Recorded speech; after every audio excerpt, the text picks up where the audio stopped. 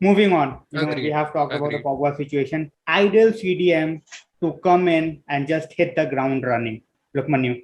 Mm, I am not convinced over Kamavinga. Everyone has said Kamavinga, but to be very honest, I know that player is not linked to us, and that player has got no any news in the transfer window. But there's one player that if that player comes to United, we would have the perfect squad, and that is Calvin Phillips of Leeds United. I am in love with that Absolutely. player. He is a fighter. He's a warrior in the midfield. Like he's a proper box to box player. He literally reminded me of Ander Herrera. Like obviously, not in terms of the dribbling and all, because Herrera is Spanish, so that brings in an extra salsa touch, to be honest with that. But when it comes to playing for the badge and having those tackles and going, like, he basically is the English Kante, in my opinion. I know I'm saying this a lot, but I really respect that player. So someone like him, if not him, would be the ideal CDM for us, because we have attacking players. We have Bruno. We have. Uh, I mean, imagine if Pogba does stay, then we still need a proper CDM alongside him, and that would be either McTominay and Matic. You can't. How long will you rely on Matic, because he's just getting really old? That's what I feel. I absolutely adore the player which you named just right now, Calvin Phillips. But then the Leeds connection, and then there is the Bielsa connection. So in my Of opinion, course, of in course. my opinion, I don't see that happening. If that happens, I will be more than thrilled. Nick, your choices around the CDM Uh, position. uh, First, let's understand what we need in a CDM. Like, we need a proper ball-winning midfielder. Camavinga is not a CDM, but he is a ball-winning midfielder, and he can be molded into a Kante role, who's not a CDM either. He's a very fast and agile, athletic ball-winning midfielder in the mold of Kante. Proper ball-winning defensive midfielder, number one on the list would be Wilfred Ndidi. Slots right into the team, perfect for what we want. Other than that, Calvin Phillips, mm, limited downgrade, but Calvin Phillips has been exceptional. People saying about Declan Rice that Declan Rice is a very silky player. He's a very good ball carrier. He's a very good passer, but we don't need a passer like Lokman, you said. We need who plays with Declan Rice. We need someone like a Thomas Suchet or like Calvin Phillips who make Declan Rice look very, very good. He's not a ball winner. He's like a deep lying playmaker, which we don't need. Surplus to requirements. So third option would be Ruben Neves. People say that he's a box-to-box midfielder. Yes, right now he is. But people who have watched him in the championship, when Wolves used to play with a back four, he was the one winning the balls. He was the one passing it out from deep. He was the one crunching in the tackles. Statman Dave came out with a statistic that he's one of the best tackling midfielders in the Premier League. Like people associate him with a very box-to-box or an orthodox kind of a midfield slot, but he can be a very good defensive midfielder, and I can vouch for that with analytics and analysis that I do on my free time.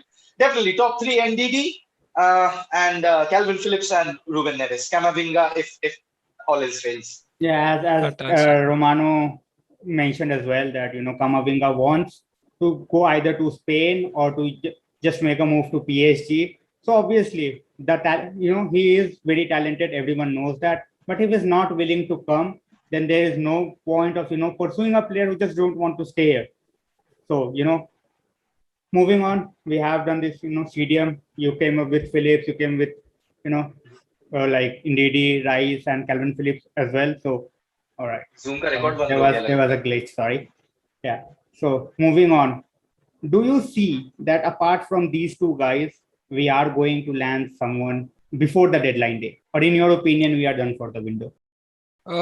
I think what we really need is a CDM, which we've been talking about, and we are not linked to anyone at the moment. So it is very difficult that a prominent name, a household name that is recognized, or someone that we actually need will come into play.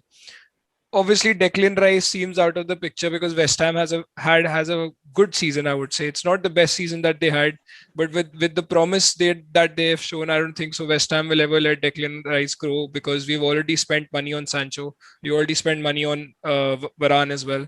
So I don't think so we can afford Declan Rice. What we could have afforded was either Kamavinga or either you can say maybe NDD. Ruben NDD Neves. also is costly. Ruben Neves for that matter. So all those players we can afford, but I highly doubt that is going to happen. Yes, Ruben Neves might seem like a possibility that could develop in the next 2 weeks, but apart from that, I don't see any transfers happening right now. At least the big Nick. ones. Solskjaer has confirmed that there are business left to be concluded in this term. We'll see. I will see what my inside news tells me. That I think you get these as well. That United are very cautious on the transfer market because they have a limited budget and they don't want to spark a bidding war that increases the price essentially because the CDMs that are mooted obviously have many suitors because that's a part of the game where every club is looking to invest. Other than that, I think there would be a name that we are not linked to, and you'll see some surprises regards with the CDM. And Kieran Trippier, I think, depends on Diego Dallo moving on. Trust me, I love Diego Dallo, but he's a young player and he needs to play. He's not a rotation kind of a player. So I think Kieran Trippier coming in and Diego Dallo moving on will get the best resale value. It's best for his career as well. Probably put in a buyback clause. Kieran Trippier, much more experienced, having known the English game. Alex Telles and Kieran Trippier, understudies to Aaron Wan-Bissaka and Luke Shaw. Perfect for tactical displays. We can play a back three, we play a back four, we can play bloody anything. Come on, Premier League. So, to be very honest, like the reports which we are also hearing from Romano and how things are moving, Trippier is coming back from his holidays, in a few days' time, like, day or two. And then he will have a talk with Diego Simeone. And then he will decide whether he wants to move or not. In my opinion, like a $20 million, a 20 million pound deal, a 20 million euro deal will be just perfect for a 31-year-old right back. And as Nick mentioned, Dallo is talented, no doubt about that, but he needs to get game time. You cannot have a 23-year-old as your main and a 22-year-old as your backup. If someone with experience, like we did with Shaw, we bring in Teles, and we all know how Shaw has flourished after the arrival of Teles. So, as you said, these four guys, these two apart from that, Trippier and a CDM. So, if we get all those four guys, the window out of 10, how much? Lokmanyu. I mean, first of all, before you ask me that question, I would like to say that when it comes to fullbacks, like you rightly said, that an experienced fullback like Trippier is needed, who's 31 years old, and we cannot rely on younger ones. If you see in the history of football, fullbacks who have turned 34, 35, they are still playing at that club. Look at Evra for us. Look at Ashley Cole for Chelsea. Look at Roberto Carlos for Real Madrid. Like all these top left backs in the world, they have right backs in the world. Dani Alves. Exactly. They've played for so long because they keep so much of experience. Even after Jordi Alba when came in, I think who was the left back for Barca before Jordi Alba came in? Adriano was so old. Even I think, if I'm not wrong, Zambrotta also played for Zambrotta was right back. Zambrotta was right back. But what my point is that the experience that these people have, even at the age of 34, 35, they're still in the team and they're kept rotating. So I think a signing like Trippier would be the best case scenario. But I think, Anshuman bhai, you asked me about the budget, right? Yeah. The question, like, how much budget should we have for this? No, I was asking that if we get all those four guys, like a CDM, anyone, and we already have Varane and we already have Sancho, and we add in on Trippier, how much rating would you give out of 10 to this window for United? Oh, I think the window already, that is, I'd say 9.5 is done. The 0.5 is only left because if Pogba leaves and we don't sign anyone, so then obviously the rating drops down. But otherwise, I think 9.5 in my opinion is best. The reason that I'm not giving this a 10 out of 10 is because we need a CDM, and that's been our discussion throughout only. Exactly. So I think once we get that, then it's 10 out of 10, because to get Varane and Sancho in one window, imagine, like, people who don't even watch football on a daily basis know who Sancho and Varane is and why they're coming to United. It's incredible. All right, next bye. Same. If we get a CDM and even if we don't get Trippier, I'm content with Dallo. If we get Trippier, it's an 11 out of 10 window. Even a CDM, a Varane, a Sancho, it's bang on 10 on 10. Bang on. Like, really, trust me, I've been so pessimistic the last couple of years, but this feels like the spring of a Manchester United side of the older days, what feels like to be challenging, but feels like to be in the cream of the Premier League. And I'm getting goosebumps saying this, that we just might make it, guys. And we might even start a dominating streak, because look at the age of this squad is perfectly balanced. And we just might have a streak. And that excites me a lot. Like, I have a lot of questions. I have a lot of rivalries to answer for, which they'll get a lot of replies. And I hope Ole succeeds, man. I hope Ole succeeds with this move. I really wish. So before we wrap this up, one question, both of you, obviously, from Lokmanyu first. 3 guys which you desperately want to see going out of the club permanently, because we have a lot of deadwood still. We still have a lot of deadwood. We'll both agree on the first name is Phil Jones.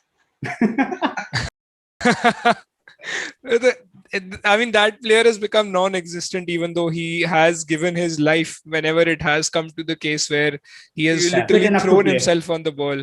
Yes, and he's been a warrior for the club. But I think, yes, definitely Phil Jones will be one of them. I need to think about this because being being a United fan, it is very difficult to hate anyone on the squad and them go it's not about the hate, but few players are just surplus to the requirements. Everyone knows. That's true. Few players just don't deserve to be here because they are not good enough. They were playing bit and part role before Ole arrived, before we make additions to the squad. They were okay squad players, but right now they just don't deserve to be in and around. They just don't deserve to be there. To be very honest, with so many new signings, even the likes of our youth players coming up who are really good. I feel the player that needs to go is Dan James. For some reason, I don't feel, even though he's very young, he has got multiple opportunities. He's been given chances by Ole. I think he's been very inconsistent. He can only be a winger who can just play for like 15-20 minutes. I don't think he will be starting for us because now that Sancho is here. If Sancho wasn't here, I would have said otherwise. But I feel we can get someone else who's a more promising winger, who's more impactful off the bench than Dan James, because Dan James is not even an impactful player. All he does is just run and cross maybe. And sometimes his shooting is good. I mean, that's what I personally... Right, he is not Phil up Jones, to that. Dan James, and the third one. I need to think about it. You can ask Neil till that time. All right. Nick, bye. Three quick names. Phil Jones, obviously, he has, as Lokmanyu said, that he is given a life for the club. We signed Phil Jones instead of Rafael Varane, who revealed that he would have signed for United if we didn't sign Phil Jones. But injuries, I'm very sad to see. He's a player I love very much. Dan James, I'll agree with him because he's very inconsequential. He's very one-dimensional. And I think he'll stay this season with Ahmad and Facundo sent out on loan. And when they both will be back, Dan James will be shipped off because I don't think Ahmad and Facundo are yet to be contested or would be happy with the squad role, which Dan James would be happy with. Third name should be Andres Pereira, although he had a magnificent game. I do think Donny van de Beek, Hannibal Mejbri are much on a higher ceiling and a potential level than Andres Pereira really is. He had the talent, but his decision-making is so poor. I think the goal should increase a few quid on his transfer value that he scored in the preseason. So definitely these 3 names: Phil Jones, Dan James, and Andres Pereira. Yeah, I definitely agree with 2 of your names. Jones and Pereira. In terms of adding one other name, instead of Dan James, I would rather go with Brandon Williams. I don't see him how much impact is going to make. When Teles and when Shaw is already there, and if we manage to sign Trippier, that is one guy who can play left back, right back, left wing back, right wing back. So, that just totally shuts the door for Brandon Williams. So those 3 will be my name: Andres Pereira, Williams, and then Jones. Perfect. Now, yeah, I completely agree with Anshuman Bhai. And one more name that from my list that I want to add is, I thought about it. I was confused between 2-3 names, but when I think about it now, the inconsistency and the when you're required to perform at a high level, I don't think so Fred has given that consistency. Fred has been very, very weird sometimes. Like, I know Fred is a very good player. I think he's performed really well for us in different phases. Like 4-5 games, he'll be amazing. And then if you remember in that match, which game was it? It was the there are a lot of games. EFL Cup. EFL Cup where he passed the ball directly back to the keeper, and that basically cost us a goal. I think that was the EFL Cup, if I'm saying this correctly. And it was against was it against Spurs? I think it was against Tottenham. Probably something like that. something like that, and we lost that game. Eventually we lost that game. So yeah, I think Fred has been that player who's very inconsistent for me. Sometimes he performs, sometimes not, but either one of it, Fred or Matic, someone has to go, because Matic is, yes, he's a presence, but between the two I would keep Matic over Fred, because Fred is not a United player.